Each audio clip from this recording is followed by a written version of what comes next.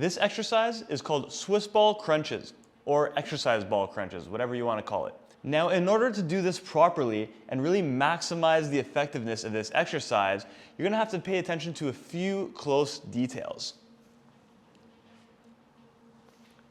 You see, we're not just trying to do typical sit-ups or crunches, and that's for a couple reasons.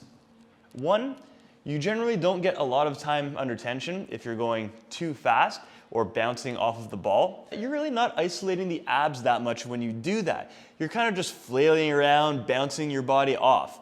And we want to focus on getting a lot of time under tension on your actual abdomen itself.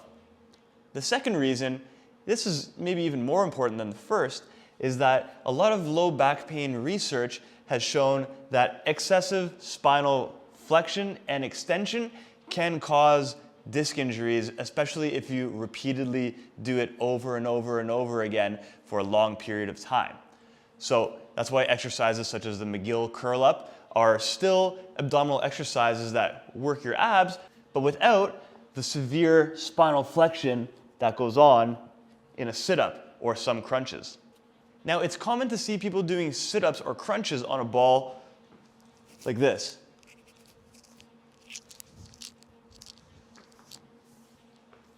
So for quite some time, I've actually stayed away from prescribing a lot of crunches other than those versions for some people. However, I started to realize that doing it on a Swiss ball in a very controlled range of motion and only in a small range of motion is actually a pretty safe way to keep your spine relatively neutral, but really get your abs going quite a bit. Let me show you a couple cues that are gonna help you get the most out of this exercise. It'll also help you prevent any injury from your abs or your low back. So first, you want to take a conservative position on this Swiss ball. So I actually like to have pretty much your lower back as the main point here. And your upper back is also being supported on the top. You're going to already brace your abs. So right now, I'm bracing them. I'm not completely flat. And I'm not curled up either. My spine is pretty neutral.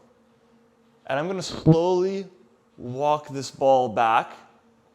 So less of my upper back is on and more of my lower back is on the ball. Until I start to feel my abs turning on more and more. Right now, I feel a point where I have to really isometrically contract here to maintain this position. So this is how I know this is a good position for me. If I go too far, I'm going to really feel it a lot, but I'm also going to lose some of the grip that I have with my feet. So this is about right for me. I feel my abs working and my spine is neutral. And now we can slowly, still holding and still contracting your abs, you're gonna slowly eccentrically come down a little bit. So I'm just barely in the extended position. And then I'm gonna slightly flex and hold that for a second. I can already feel the burn. Slightly down, slightly flexed.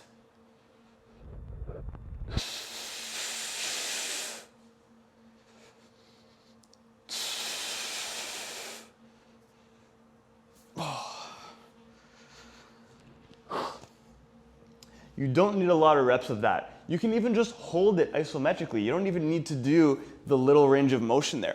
You can almost do it like a reverse plank where you're holding and you really feel the lower abs working a lot and you give it a 10-second hold or so and then you back off and rest. Very, very effective exercise. Your abs are not only working hard to hold your torso in that neutral spine position, but it's also fighting the side-to-side lateral movement of the ball. The ball also helps you with that positioning because it's supporting your lower back. So as long as you don't go too far back into hyperextension, you're going to be in a safe position to do an exercise.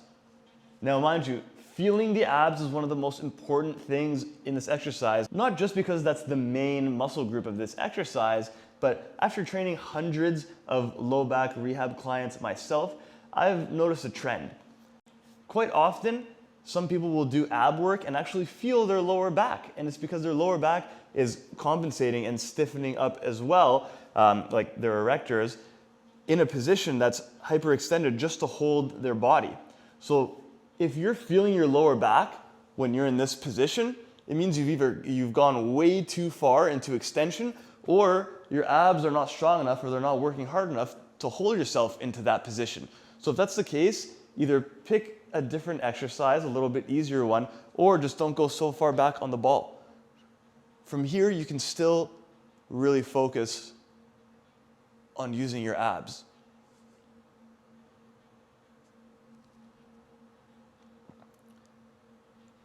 And again, not crunching.